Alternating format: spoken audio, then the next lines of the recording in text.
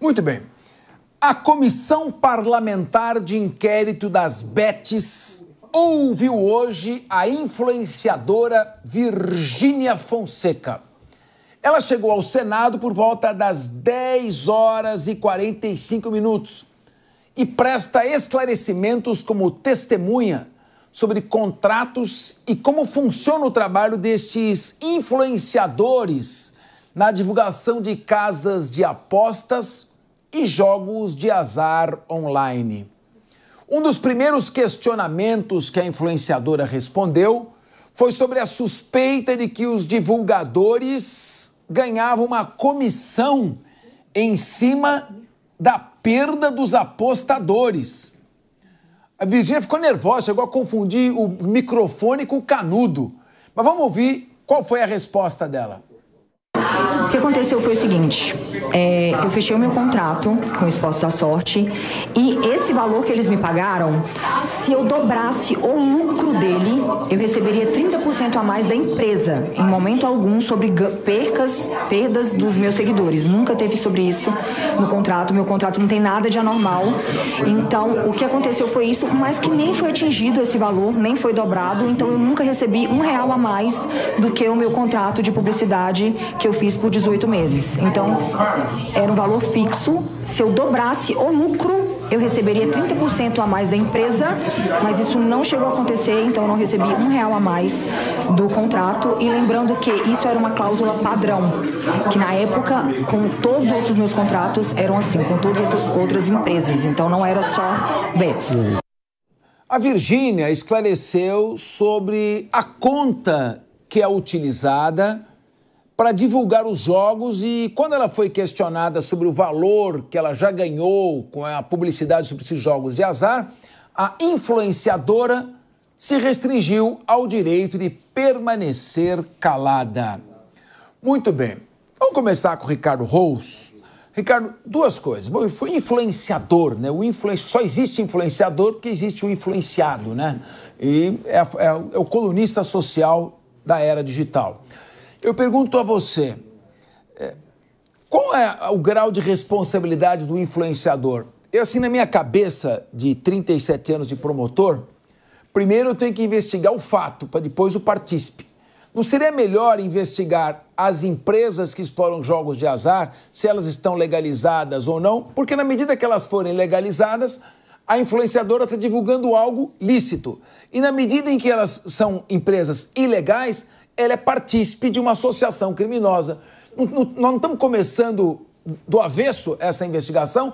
Ou será que, por ser uma influenciadora, é mais legal os deputados ouvirem para pegar uma caroninha nos fãs dela? Capês, acho que você resumiu muito bem aqui com a sua visão de 30 e tantos anos de promotor público.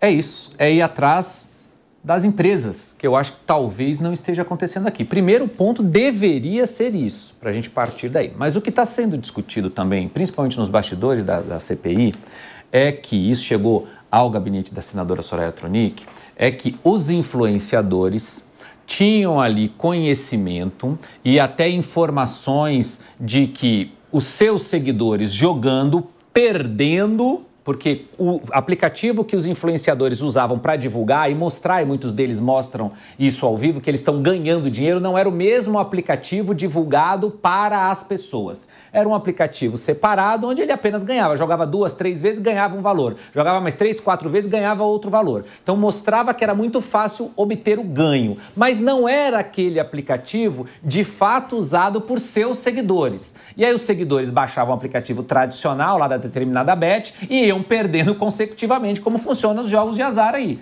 E aí, então, nesta perda, que foi influenciada por este influenciador, o influenciador, além do fixo, ganhava mais um percentual. E até me parece que começa a ter algum fundo de realidade, porque a fala da Virgínia, aí que nós vimos o trecho, foi nessa linha. Olha, eu tenho um valor fixo, ganhei X, que ela se recusou a falar o valor, mas enfim, deve ter sido um valor bem alto pelo tamanho que a Virgínia tem nas redes sociais. Ela ganha um valor fixo e caso ela dobrasse o lucro da empresa, como é que uma empresa de bet tem lucro? Quando as pessoas perdem. Ela não tem lucro pagando para as pessoas, ela tem lucro quando as pessoas perdem. Caso ela dobrasse o lucro da empresa, aí sim ela ganharia mais 30%. Ou seja, as pessoas perdendo muito e ela dobrando o lucro da Bet, aí ela ganharia ainda mais dinheiro. Talvez a CPI esteja querendo analisar isso aí, mas eu concordo contigo, tem que ir nas empresas. Só os influenciadores ali é só para tirar selfie, como a gente viu que muitos senadores e deputados estavam lá querendo tirar selfie, que é uma baita de uma vergonha para nós brasileiros. Agora, eu não entendi muito a matemática da Virgínia, Priscila. Ela diz o seguinte: eu não ganho em cima da perda dos apostadores, eu ganho em cima do lucro das bets. Mas a bet não lucra com a perda dos apostadores? Foi o quê? Foi uma resposta sutil? Na verdade, ali eu vi a resposta é a mesma. Ela tá ganhando de todo jeito. A única forma é que 2 mais 2 dá 4 e 2 mais 2 dá 4 também, né, cabeça? 3 mais 1 dá 4. 3 mais 1 dá 4, 2 mais 2 dá 4, 2 mais 2 dá 4 de novo. Então, quando ela fala que ela não fez as pessoas perderem, né? Até tem um nome, chama cláusula da desgraça. Essa cláusula que é dada para quando as pessoas, então, perdem e eles ganham sobre o perdimento dessas pessoas. Veja, se ela, um exemplo, a pessoa perdeu 100 mil, né, e ela dobrou a aposta para a casa aí de jogos, para mim a única coisa é quem está perdendo e quem está ganhando, né?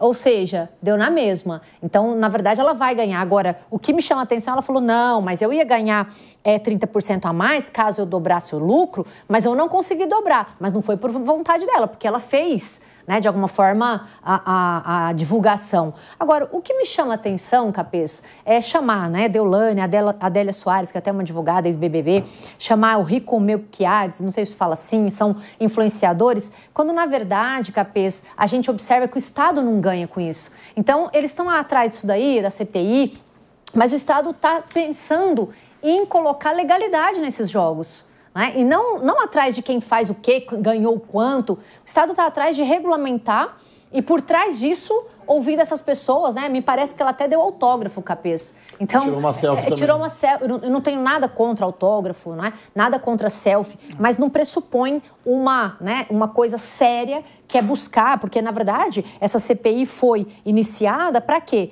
Para ver a influência das apostas online aí no orçamento das famílias, que tanto a gente discutiu, famílias perdendo até o Bolsa Família, vocês se lembram disso? Que até aqui no Linha de Frente a gente falou. Foi feito para ver a associação nessa casa de apostas, promoção dessas apostas feitas pelos influenciadores, conflitos na regulamentação dessas apostas, preocupação da saúde pública e mental dessas apostas, quando, na verdade, me parece que virou natural esses jogos serem divulgados por eles, né? E, inclusive, foi tratado, ou era para ser tratado, a regulamentação dessa publicidade. Eu escutei, né, vindo aqui para a Jovem Pan Linha de Frente, eu estava escutando ela falar, não, ela perguntou, né, a Soraya, você divulgou? Claro, eu alertei como fala, as pessoas nas minhas redes sociais. E aí ela perguntou, nossa, é tão bom assim que você não pede para o seu marido e para a sua sogra jogar? Né? Claro que há, de fato, um perdimento, mas eu fico, assim, muito pensativa se realmente essa CPI é, de fato, para trazer like